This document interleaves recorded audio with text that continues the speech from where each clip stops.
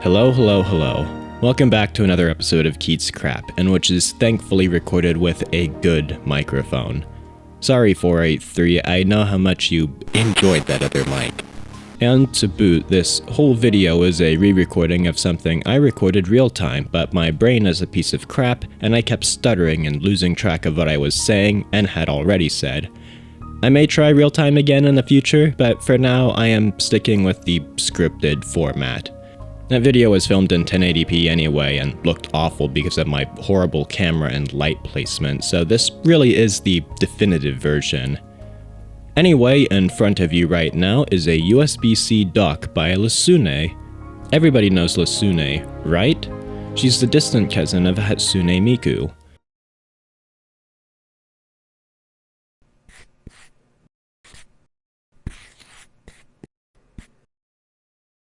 Specifically, Lasuney Miku here is of the USB-C triple display docking station family. Observing Miku's box, nothing stands out too much.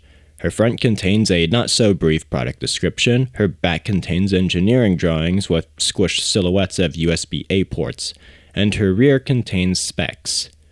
This is a warranty card. I never activated it. Free gift. For you. This is a troubleshooting manual. This is an instruction manual, referring to this product as the quadruple display USB-C docking station, notably different from Miku's earlier title. This should really be an indicator of her quality, but let's not judge based upon the literature, let's judge her directly. Stripping her of her matte uniform, we are introduced to Lasuney Miku, the USB-C dock. Lasuney is an unremarkable woman. Were you to spot her in a crowd, she would not stand out. She adorns herself in a sleekish outfit, but it does not make up for her performance. Run your fingers along her skin, and the oil from your fingers may stain her, slowly aging her skin until she's worn. Lift her small figure into the air and one can tell she suffers from some sort of weight issue. That becomes more obvious once one tires of her presence and assaults her. No resistance whatsoever. Push into her, and she is likely to retreat away. It should be of no surprise that once one tears her feet, and pries her top off and rips out her insides, that a pathetic little plate sits at the bottom of her body. Here you go, incels and 4chaners. I have described a USB-C dock the way you fantasize yourselves with women. On Lasuney's back, one sees a selection of video ports. As per the manual, this dock can drive 4 displays simultaneously, assuming one is using the outputs on an NVIDIA or AMD card at 1080p 60. I believe this dock was produced largely before Intel's Arc, so it may work with that too, but I cannot verify that. With all but the VGA port, able to output 4K 60 at the same time maybe. The manual shows no example, and I myself cannot test that function because I do not have more than one 4K monitor. The back also has an RJ45 Ethernet port capable of 100GB per second or 1000 base T, and a USB-C PD 3.0 port. Again, something for later. This side features a host USB-C port, and the other side features an SD and microSD card slot labeled as TF. As of note, when one inserts a full-sized SD card into the slot, it does not come to rest inside of the device. This really is a failure in design. On computers that feature SD card slots, even low-end devices like netbooks or Chromebooks, the SD card slides all the way into the slot, engaging a spring at the back for easy ejection. This is largely to protect the SD card from accidental ejections, or from the card potentially being snapped in half. Only the lowest tier sludge has this limitation, and given the size of Lasuney, unless there is a chip or something disabling the manufacturer from dropping in an objectively better SD card slot, this is just a bad design decision. The front side of this dock contains another USB-C port, that is 3 for those counting, and a dual-purpose 3.5mm aux port. It really should be separated for both a low-power pair of headphones and microphone, but that is not what was done here. To the right of that are a pair of USB 3.1 ports and a USB 3.0 port. It is nice to see Lasuney is providing us with the improved USB interface, so it only makes sense that she would slap us in the face and stick two USB 2.0 ports to the right of that. I was rather confused by this, but my guess is that these are likely for either an external mouse and keyboard or for legacy devices that do not support the newer standard, for some reason. It is annoying, but the general reality of the PC industry. I think that is why, for the longest time, a lot of gaming keyboards, including the Alienware keyboard that I actually use, and Alienware 510K, come with two USB plugins. I always found that confusing, seeing as, through my monitor, my keyboard works perfectly fine with only one of those plugins plugged in. My guess is that the extra plugin brings functionality to the USB port on the back of the keyboard, inaccessible to me due to my use of a keyboard drawer. I cannot prove it, but my guess is that this board likely uses USB 2.0 because Dell could not predict what computer this would be plugging into, and had to assume that this would be plugged into a USB 2.0 port. Were this manufactured with a USB 3.0 interface, it would likely not work completely with a USB 2.0 port. Of course, had PC manufacturers and largely Intel handled the USB 3.0 transition better, then stupid problems like this would not exist. I would like to say the situation improved with USB-C, but I think USB-C just worsened things. That brings us to the USB-C portion of the USB-C dock. Now, this is technically my fourth revision of this script, if one is to classify my first go ramblings as a script. And they all went something like this. USB-C is a bad interface, and the computer and consumer electronics industry should be ashamed for mutilating it in the way they did. And largely that is still an opinion I hold dear, particularly towards the consumer electronics industry, but I have been researching the interface, which has led me to experiment with the Lasuney dock in ways that have actually made the interface sort of work. In short, my new script now goes something like this. USB-C is a strange and complicated interface of which I do not understand, and that is kind of a bad thing for consumers.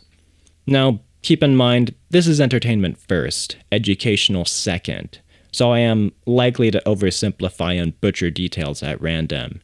I have only skimmed over a few web pages and documents about this format, and my own experiences with this interface, as anecdotal as they may be, are what drive my impressions and therefore script.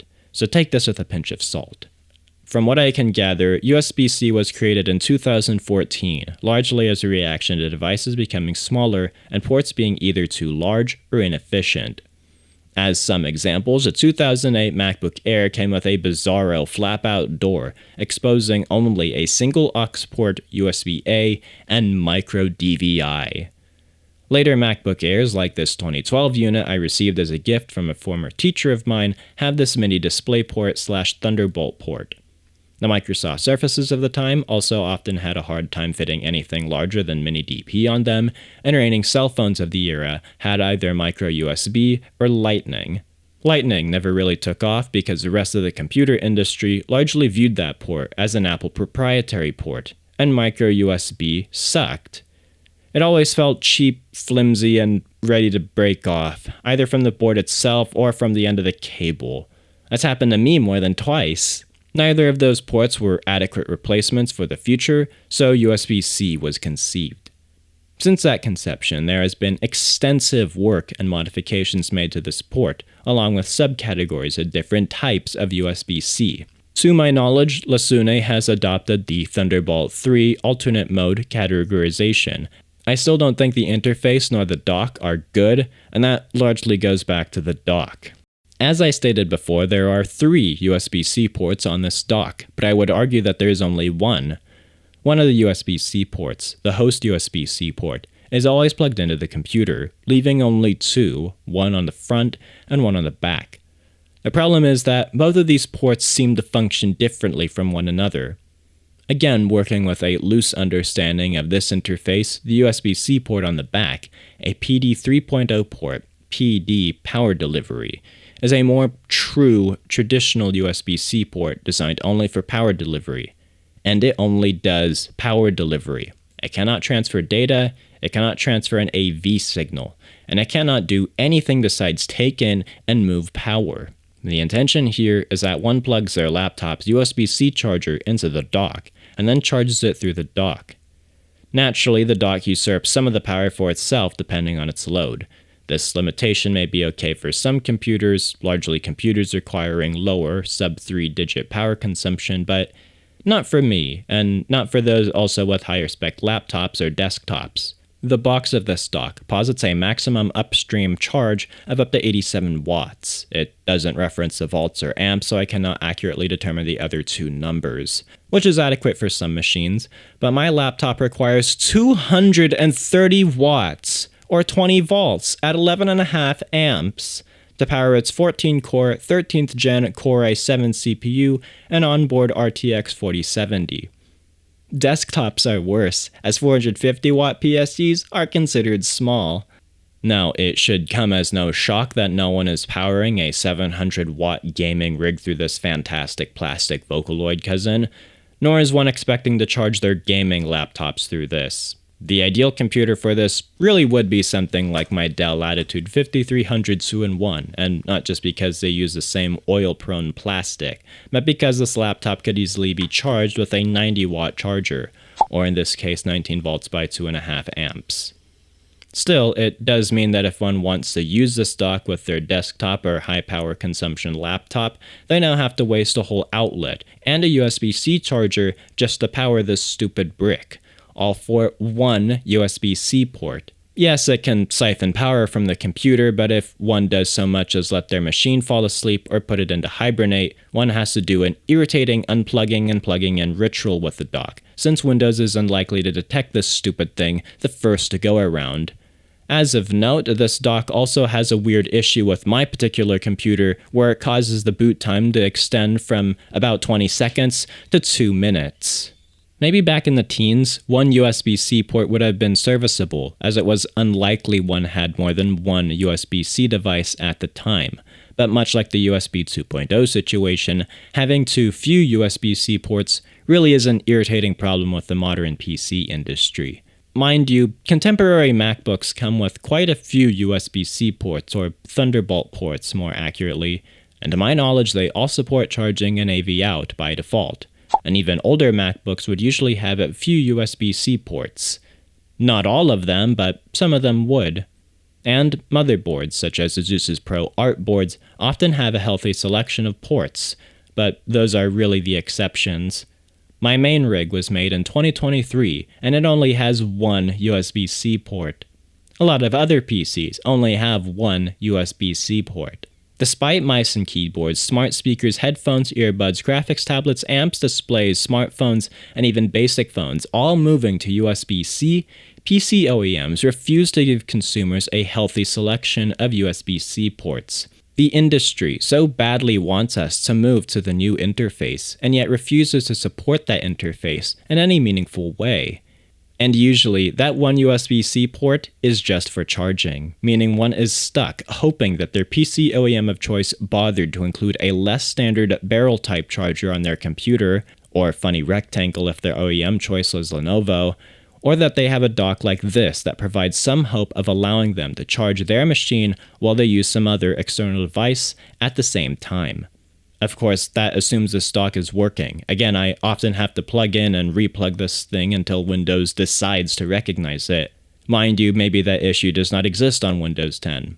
Windows 11 is quite finicky with peripherals in ways that no other standard operating system has been able to rival until one ventures pre-XP. That's only a few years after the plug-and-play initiative was established. Retreating back to a point I made earlier, I feel USB-C should not be like this. This is a lot, even for me to wrap my head around, and I begrudgingly live for this stuff. Imagine how the typical consumer feels about all of this.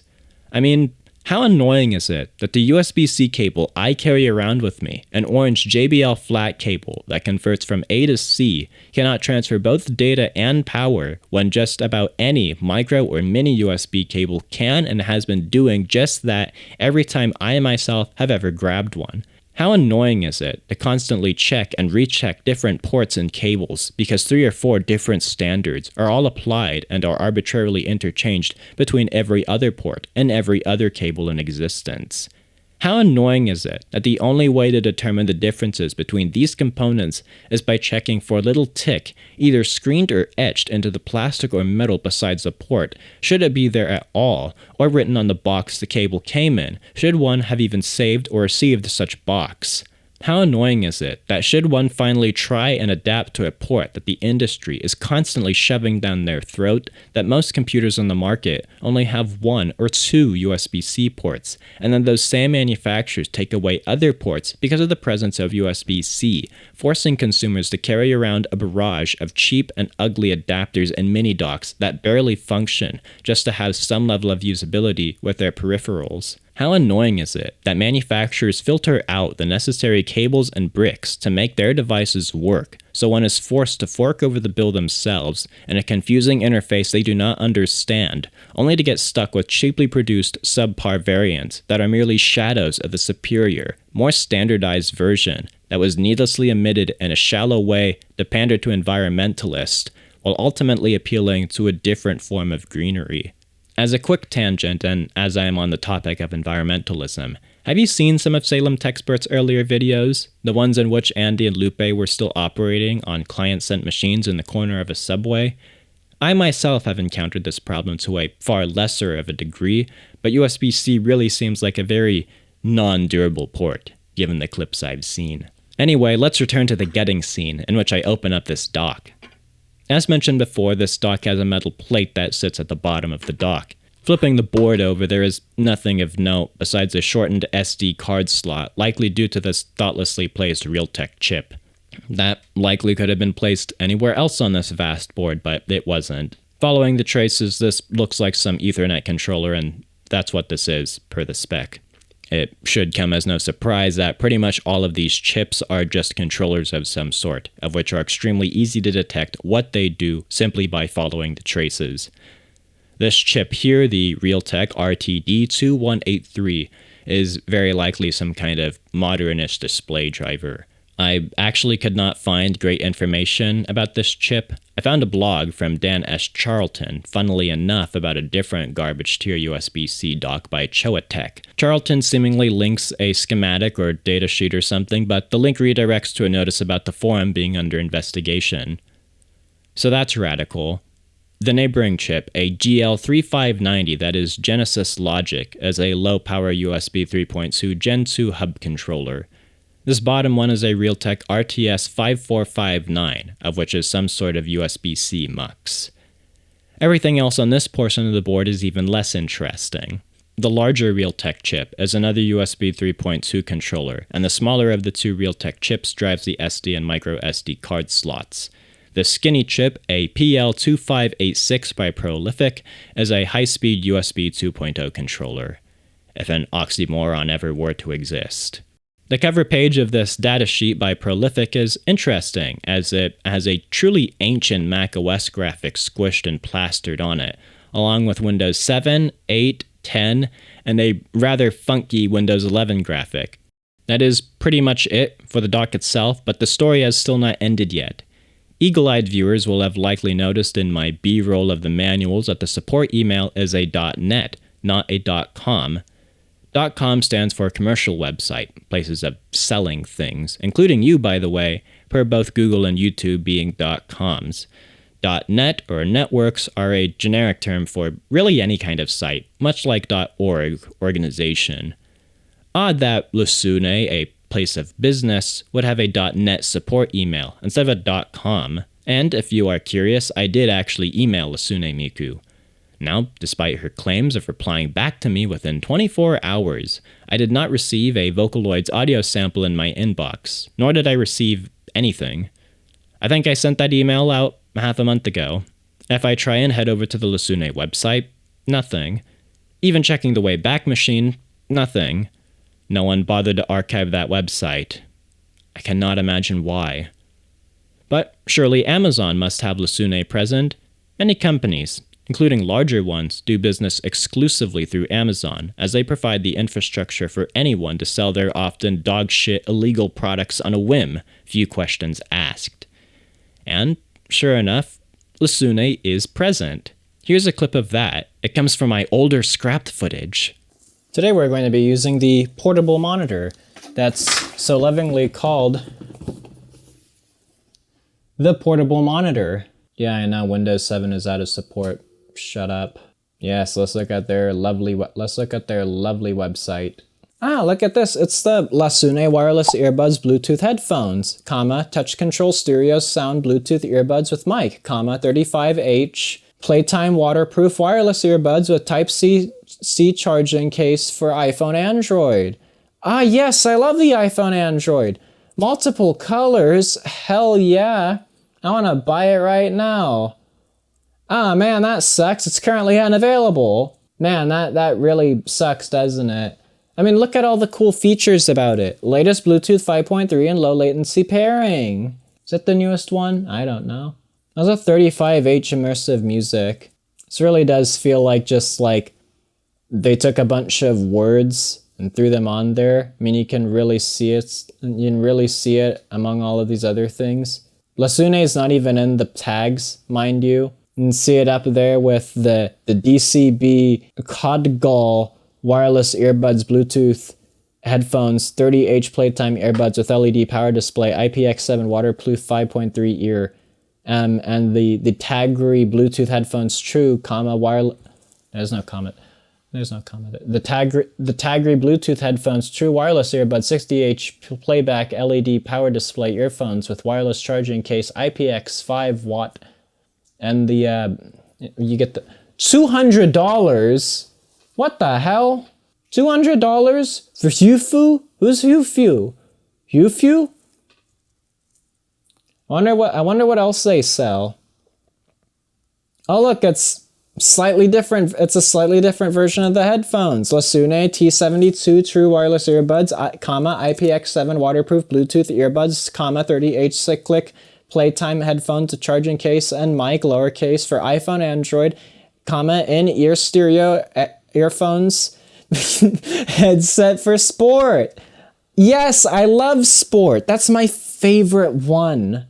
Look, it's another one. Lasuney T20 True wireless earbuds, IPX70 waterproof Bluetooth earbuds, 35H cyclic playtime headphones with charging case and mic, lowercase for iPhone, Android, in-ear stereo earphone headset for sport. My favorite. Look at this. I can get it in questionable salmon pink, black, dull white, and cheap Chinese plastic turquoise, I think. Multiple colors available. Hell yeah. I hope they have true mustard yellow. That's my favorite one. It's currently unavailable. Oh man, that sucks. Look at this photo. Oh yeah, you gotta love their graphic design. Fucking yeah. Look at this stretched out text for the CVC 8.0 aptX. Hell yeah. Yes, look at this. Look at this fucking graphic design is my passion. Hell yes. Fucking P and L just combining into one terrifyingly long P. You gotta love this. Oh look, it's the thing I have. This is a different color too. And there's still only one USB-C port. I wonder how much this lovely thing cost.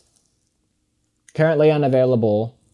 Okay, so I guess this is a fairly recent product, at least this iteration of the product, because it mentions the M1 chip.